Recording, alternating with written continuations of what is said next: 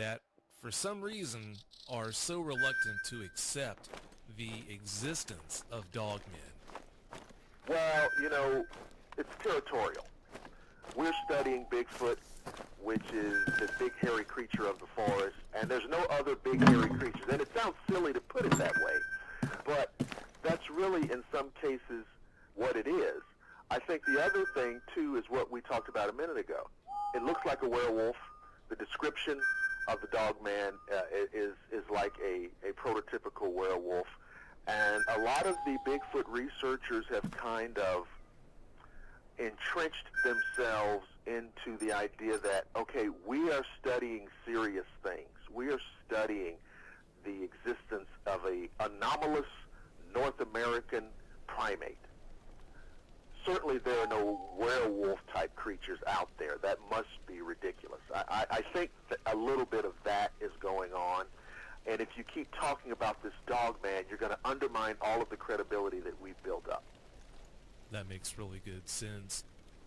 Crossing over to the werewolf side, I know that you're very well read on werewolf folklore and legends and how they relate to various cultures from around the world. Could you please tell us about that? The earliest example, to my knowledge, of this idea that we now know as the werewolf can actually go back to ancient Egypt. That's taken it pretty far back. There was a kind of book of prayer and incantation that the Egyptians called the Pertemru, which is the book of coming forth by day. Somehow Western scholars turned that into the Egyptian Book of the Dead. Okay, this is the first example where we see ritualized shape-shifting, turning men into animal forms, crocodiles, hawks, hippopotami, and finally into the shape of a serpent and then a wolf. And I think that from ancient Egypt, these ideas, these traditions kind of migrate the way they do historically into Greece and then later into the Roman world. Of course, that takes it over into Europe, where you start seeing the beginnings of what we would now recognize as those traditional Central and Eastern type superstitions, the vampire, the werewolf. But it goes all the way back, at least as far back as ancient Greece. And of course, the Roman Empire, at a certain point, had a slow conversion to Christianity. And so it was an excellent opportunity to juxtapose the idea of a man turning into a wolf as the handiwork of the devil, Satan, the great adversary. So that is, how it's led up even until today. Didn't you tell me in the pre-interview that cultures as far and wide as Japan have legends about werewolves as well? Yes, the Aztec, the Zulu of southern Africa, even in Kenya and other parts of West Africa. In Japan, you have the story of the were hyena in Africa, the were crocodile, the Apache, the North American Apache, the Chiricahua Apache, the Mescalero, have stories of the werewolf. In many Native American traditions, they use the term skinwalker, which is a wizard or a witch that can transform himself into this horrific werewolf-type creature. You have the kitsune in Japan, which is like a were-fox, because the fox is regarded as a trickster, a deceptive, mischievous creature. And so these things exist all over the world. Well, if I had to choose, I think I would much rather have to deal with a were-fox than a werewolf any day. I would have to agree, especially if it looks and reacts and influences us the way the dogman encounters, or the type of influence that dogman encounters have had on people. There's also, to just piggyback on this kind of global werewolf folklore, There's also kind of an occult demonology, if you will, angle to this, and this is something that I've kind of picked up over the years from some people who I consider to be more learned than myself, and it's a very fascinating idea. Most people who research or study or are paranormal enthusiasts are aware of spirit possession. Most of the time, we think of spirit possession as depicted in movies like The Exorcist or many of these type of programs. Some people in the demonology field have kind of categorized true werewolfism, or like cancer fever, in the category of spirit possession. And that gives it a very interesting dynamic that a lot of people may not think of. We talk about different kinds of spirits roaming our world. And some of these are elementals, which are spirits of things that have never existed physically, but which seek to experience a corporeal reality, the senses, all of the advantages that go with having five senses, okay? And it is these type of entities which seek to possess the body. And when this happens, and the spirit of a beast takes possession of a person, then this monster is brought to the fore. This horrific imagery, terrible fusion between man and wolf. And of course, this reaches back to our primordial past, when in prehistoric times, Homo sapien and Canis lupus were vying for being at the top of the food chain. The wolf has been our natural adversary since the very beginning. You touched on the subject of possession, and I thought you were going to lead into the topic of why silver has been seen over the ages as a way to kill a werewolf. Please tell us about that. Right, fascinating theory. Well, we all know that silver is an element, like many other elements that you can name, and as such, it radiates at a particular frequency. Now, it is true, everything in the universe has its own kind of frequency that it radiates at, but we're talking about silver. We're talking about the element silver.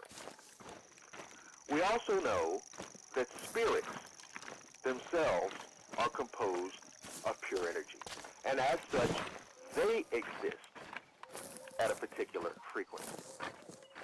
We all know that there are frequencies that are compatible, and there are frequencies that are not compatible. You know, we've heard terms like jamming the signal, or not being able to get a good signal, or incompatible frequencies. Well, the theory is the following. Silver radiates at a frequency that disrupts the spirit's ability to maintain possession of the human body.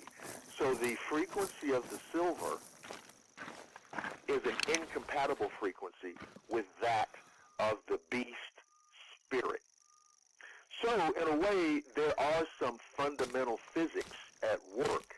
I've often thought that what we call supernatural or metaphysical are just really higher order physics that we haven't really come to grips with. So if you stab the werewolf with a silver blade or a sword or a spear, the frequency that it radiates at disrupts the beast's ability to possess the body, and it immediately goes back into human form. And that is the theory. Now, of course, using silver bullets is problematic, because if you fire the bullets, how do you destroy the monster without destroying the man? And of course, that's one of the things that you see played out in film history going back decades. I see. So what you're saying is, when you shoot a werewolf, if werewolves were real, if you shot one with a silver bullet, then it's not a situation where you've killed the werewolf, so the man would automatically die because of the silver's influence on his body. But you're saying it's the silver that takes out the werewolf, and the actual physical trauma of being shot in the first place is what winds up killing the man. Correct. The man is going to die because of exactly the trauma, the damage to internal organs, the loss of blood, and so forth, because it is a bullet. But the energy properties contained within would be sufficient to rid the body of this kind of paranormal contagion. Well, since we're on this topic, something I want to run by you, something that I cannot make sense of whatsoever. Okay. Do you have any theories on why there are cases where a dog man has been shot with a high caliber rifle with seemingly no ill effects? Very unusual, and I have been musing over this. Well, what are the possibilities here? Okay. Well, if these creatures have been shot and to a large extent unaffected, there's only a couple of possibilities here. Number one, every example of a dogman encounter where firearms are used, the hunters or the shooters have missed.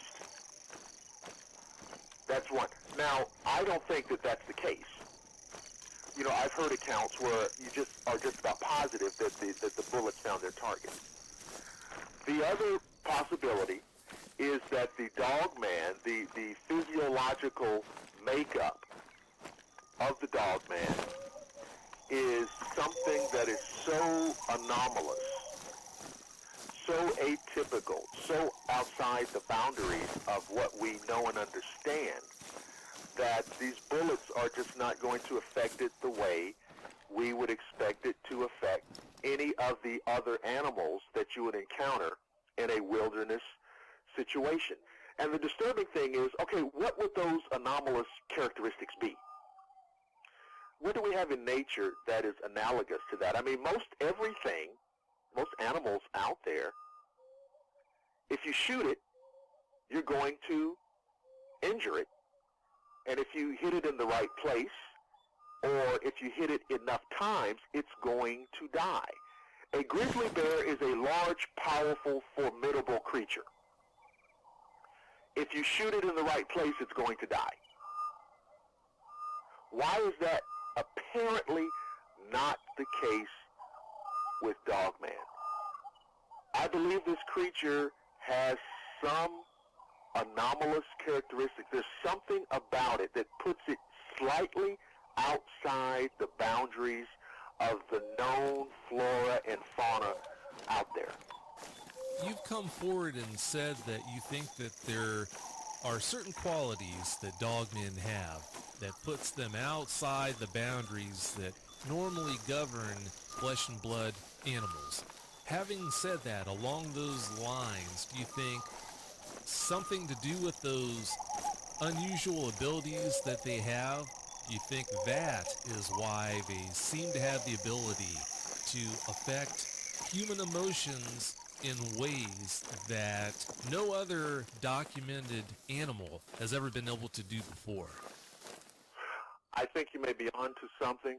There's no question, based on numerous encounters with this creature, there's no question that this creature has a higher level intelligence than the typical forest animal.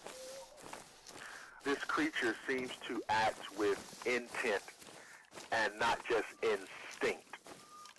And so I think whatever it is that's driving this creature, whatever it is that's different about this creature, is also what gives it a higher level intelligence. It may be as smart as we are. I just don't know. There's so many things that they do and so many things about them that are so hard to explain. While we're talking about things that are so hard to understand about them, why do you think they go so far out of their way for seemingly no other purpose than to scare the living wits out of eyewitnesses? even animals that are considered dangerous to humans will typically go out of their way to avoid people. The answer to the question may be a little distressing because it keeps us over into the area of mysticism, and that can be problematic. We know that there are entities that elicit fear in people because they feed on that fear.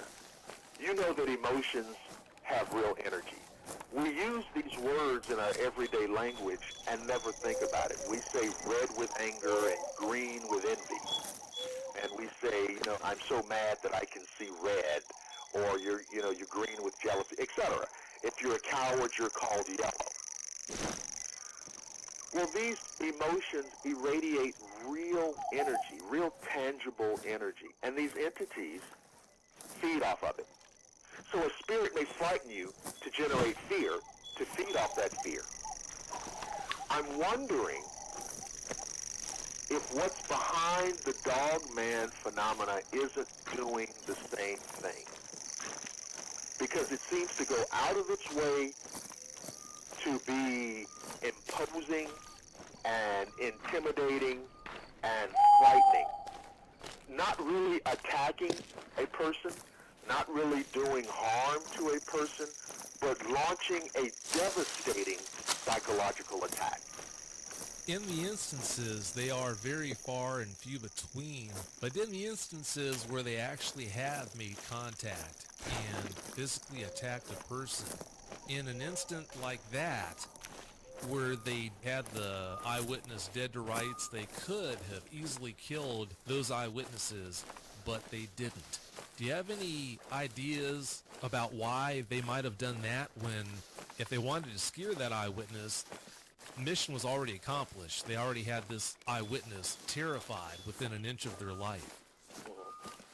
We're kind of speculating on how intelligent these things are and what their real intent is. It may be that every now and then there has to be a kill.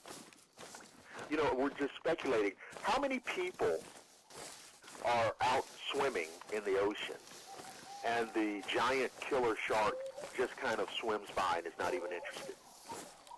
The shark attacks are very rare, and yet, there's plenty of sharks in the ocean. Who knows what it is to make this shark attack in this moment, right? And just casually swim by hundreds of people in the water with no incident in another case. And nobody ever likes this answer. It may be that the occasional dogman victim was just at the wrong place at the wrong time. That does make really good sense. You just might be onto something there. Now, here's the million-dollar question for you, Dr. Lester. Uh-oh.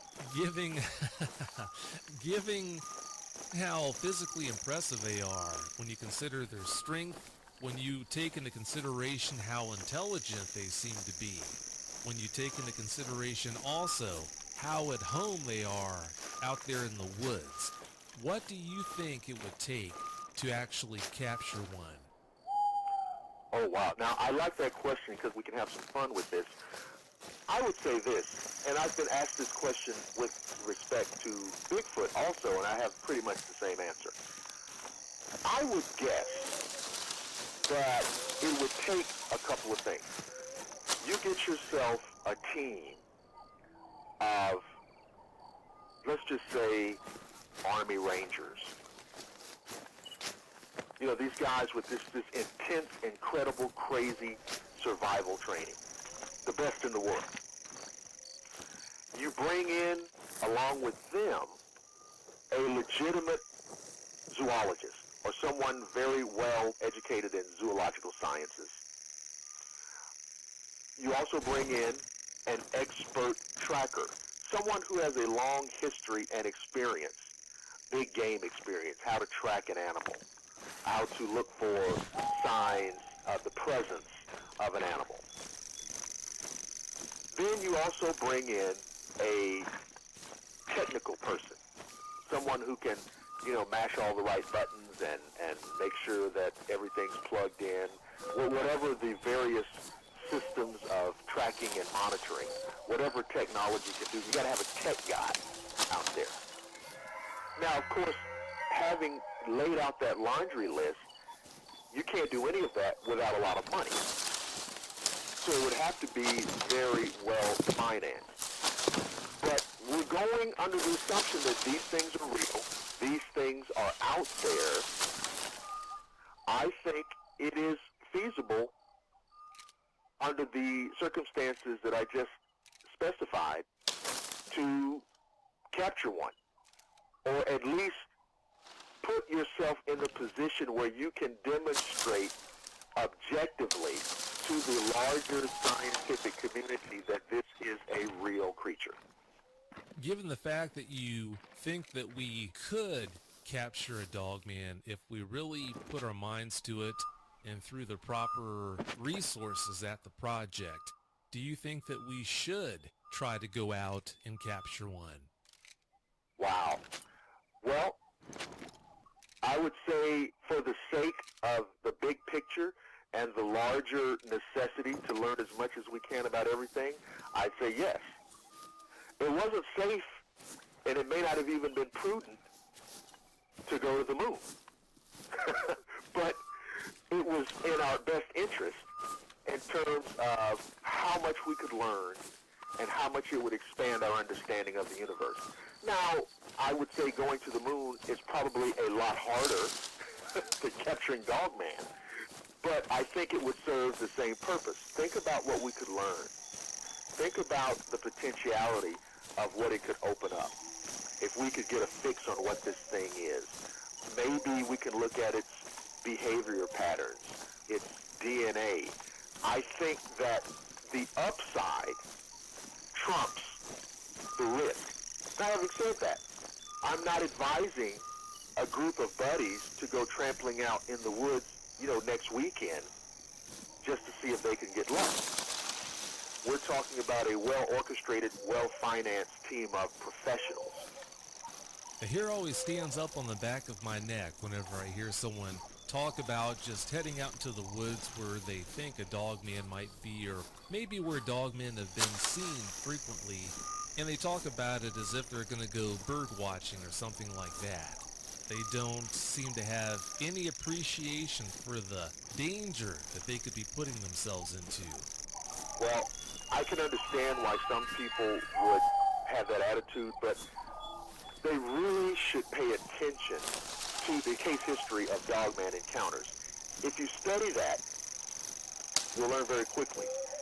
Being out in the woods with a gun, with a firearm, does not ensure your well-being with respect to this creature. It just does not.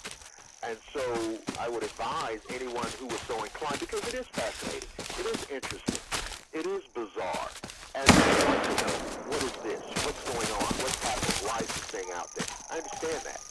But having a gun out in the wilderness is not a guarantee of your safety with respect to this creature. There are just too many reliable examples of people with firearms using firearms against the dogman and not having the desired effect.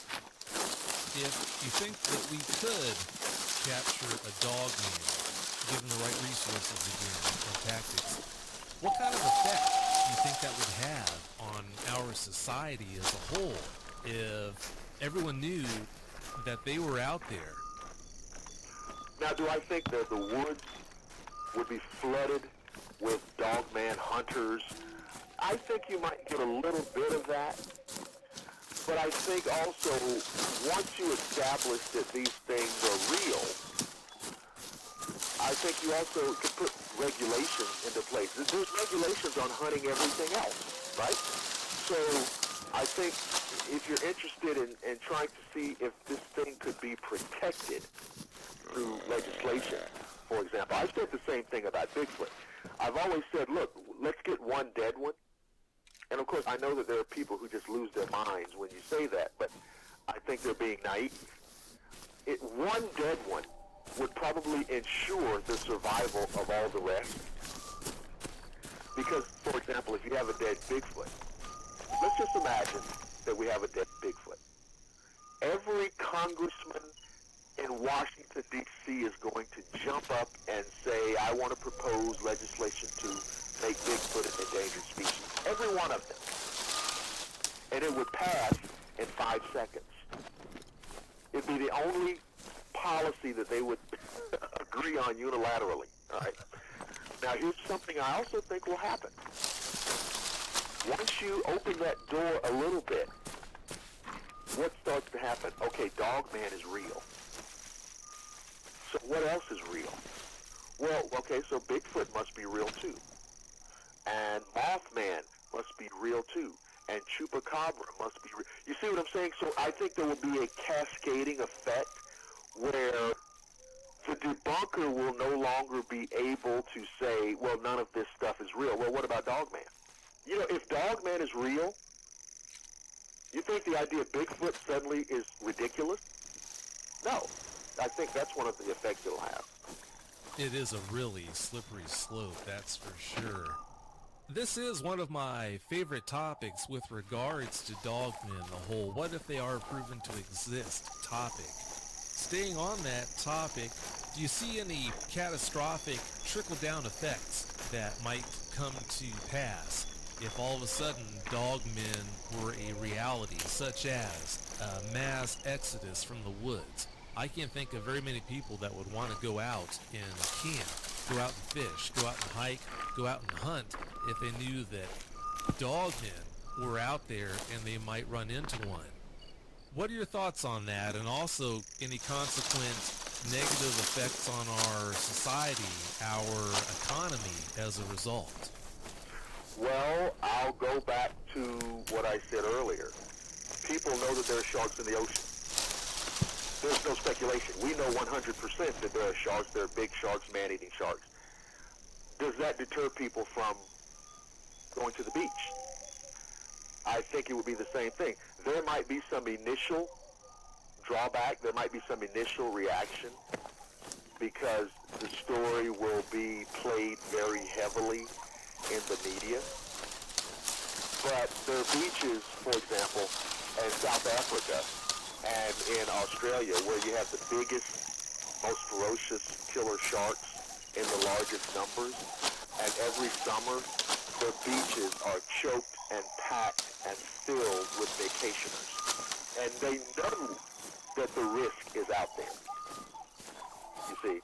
So I think eventually it'll be the same thing.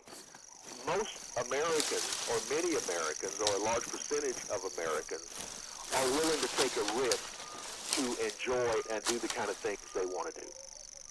I can see where you're coming from on that theory, but in my opinion, I think since dogmen tie into the whole werewolf legend so closely, they look just like you would expect a werewolf to look.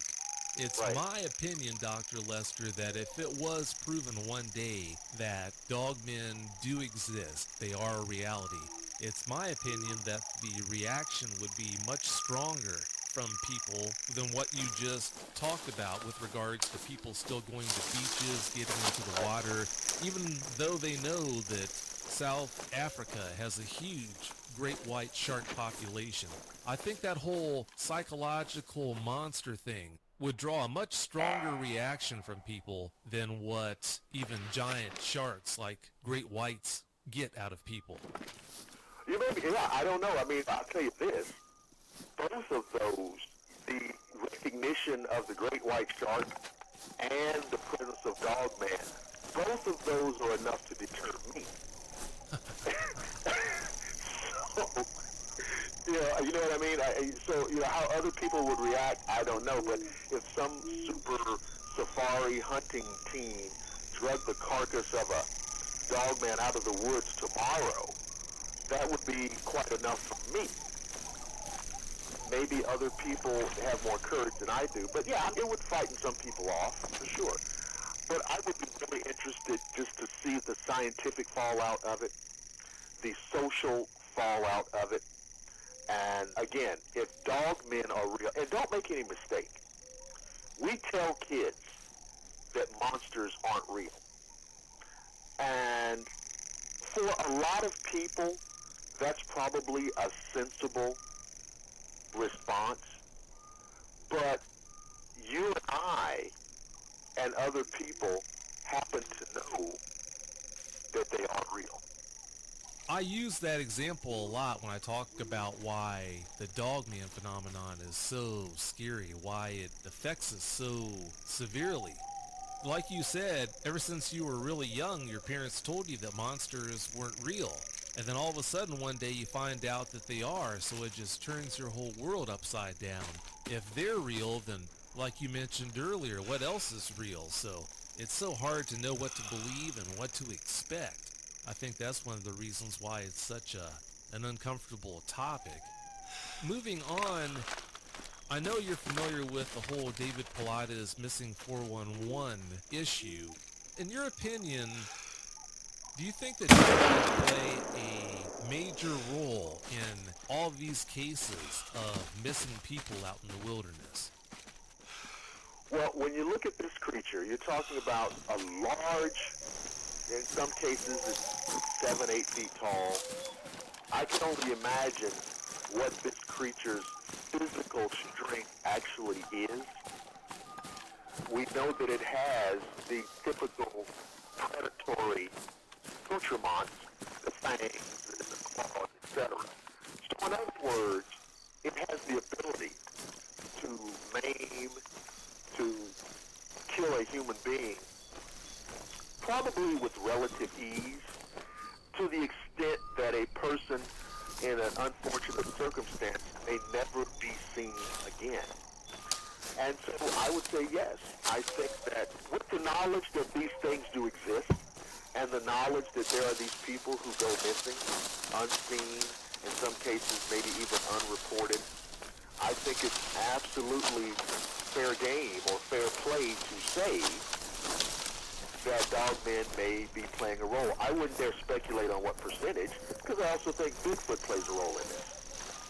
I can't imagine a worse way to go out than to be out in the woods and have a dogman attack you and take you out. That's just absolutely horrible.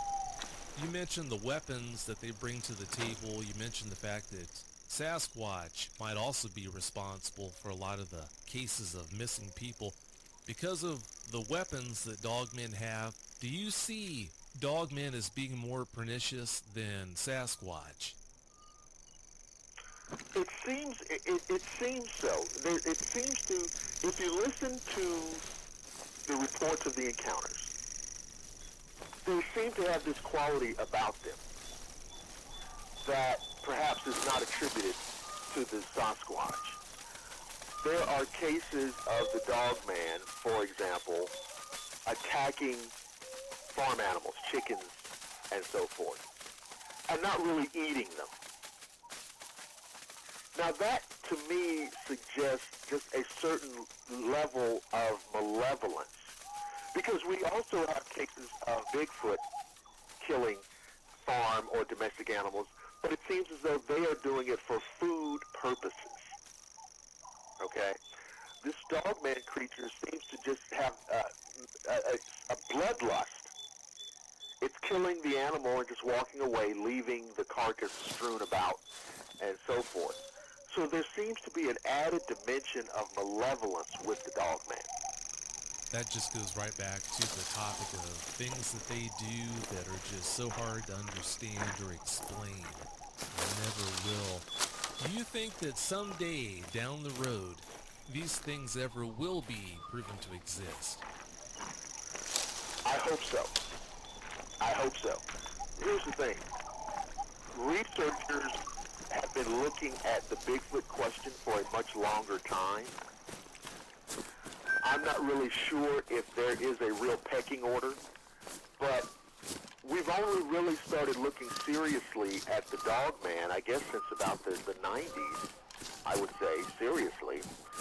So it's going to take a while to kind of manifest more vigorous, more comprehensive research than we've seen, expeditions and so forth. I would like to think that, yes, at some point we will muster the requisite resources to do so.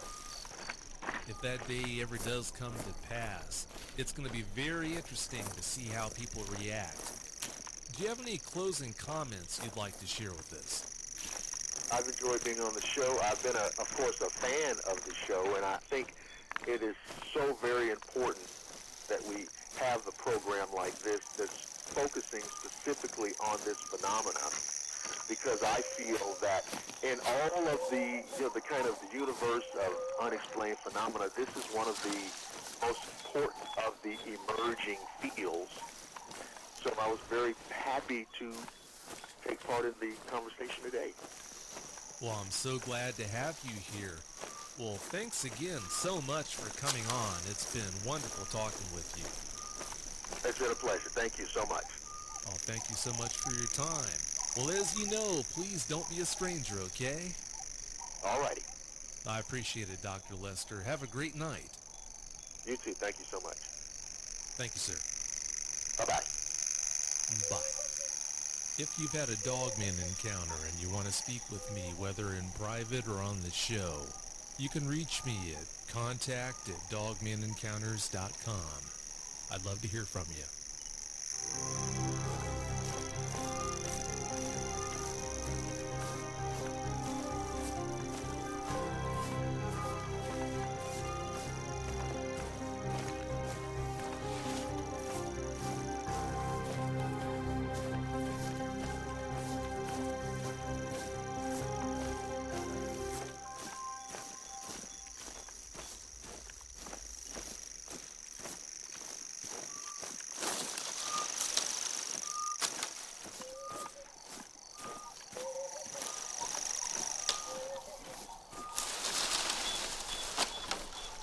Job with that, so I think those kids are lucky. I have a lot of fun. That's great. Mike, please tell us about your wilderness experience. When I was in Scouts, my scout troop was actually in Boy Scouts. We were a high adventure troop. We did a lot of hiking, a lot of backpacking. I backpacked up and down the Pacific Crest Trail through the Anza Borrego Desert. I went backpacking in New Mexico at the scout camp out there at Philmont. Spent 2 weeks out there, Mount Whitney, through the Lagunas, through the Sierras. So I've done a lot of backpacking. Also, when I was working at the camp, I actually taught merit badges. I was teaching camping. I taught wilderness survival, Indian lore, and a little bit of pioneering, which would be knot tying and stuff like that. If Armageddon ever happened, I know where I'd be heading. I'd be heading over to your place. Sounds like you'd know exactly what to do. Well, I would sure hope I would know. Before your first Dogman encounter, Mike, had you seen or experienced anything strange in the wilderness? Never before that, no. Before we get into these encounters that you've had, most people that I talk to, they've had maybe one encounter. In some extreme cases, two. But with you having had more than 2 encounters, that puts you into an elite category, to say the least. Your encounters have affected you above and beyond not being comfortable in the woods anymore. Tell us about some of these effects that you've been suffering. Well, I'd probably say since about my third encounter is when I really started to have my night terrors. In my first encounter, it was, at the time, it was just, I was young, I didn't really know what to think of it, and I couldn't grasp it. Second time, I was kind of in disbelief, couldn't believe what I was seeing, and the third time, it was just complete, okay, this is something real. This is terrified, and the image is forever ingrained in my head, and I had night terrors for probably 2 to 3 years straight, at least once a week with the same dream. It's just terrifying, and somehow I was able to get over this a a little bit, but I never look. And not just the woods. Anywhere outdoors are the same. After what you've been through, that's only to be expected. Night terrors and nightmares seem to be much more of the rule with eyewitnesses of encounters like these than the exception. Since you've had so many encounters, you're the perfect person to ask this question to. Are your encounters less traumatic the more you have? After you had had that second encounter, by the time that third encounter that you had rolled around, was it easier to deal with having had two before, or what? Yes and no. The shock, the initial shock of when you realize what you see and what's looking back at you, staring deep into your soul, deeper than you have ever seen in your life. That shock kind of wore off, and it was okay, this is what I am seeing. And the thought of it being there and seeing it physically, knowing that it's physically there, the terror is still there, but I think it's the shock factor as, oh my God, this is real. That factor isn't anymore. After having had so many encounters, what do you think dogmen are? Any opinions on that? I honestly, I don't really know. They are definitely a creature from mythology, from stories, from the past, and I'm really, really big on history. You can't survive the future. You're not going to be able to live in the future unless you know the past. And stories and myths and stuff like that all come from facts. Now, it's their interpretation of those facts, the only thing that they can put to from what they know. And over time, these things kind of develop and get embellished a little bit and built upon over time. But the basis of that is there. And these creatures are in our history. It's all over. In every history, in every culture, there's some kind of a creature like this, and stories and myths. And there's got to be some kind of truth to it that we kind of just lost. And I believe that our society, we kind of just don't accept it. As, oh, that's just Hollywood. It's unfortunate, but I really think Hollywood kind of destroyed that true belief in these things in a way. Unfortunately, I think you're right. Have you adopted any special techniques for dealing with encounters now that you've had so many, especially knowing the wilderness as well as you do? I don't think I've really developed any sound techniques. All I can say is that I know it's real. The hair standing on the back of my neck. Something just deep inside you just says that this is real, this is not to be played with, this is something to fear. Like something just ingrained in you. Like antelope, scared to death of lions, and it's that primal fear that you are prey, and I think that's ingrained in us, and I know it's there, I realize it's there, and it kind of keeps me calm in a way that out of the encounters that I've had, I'm here to tell my story.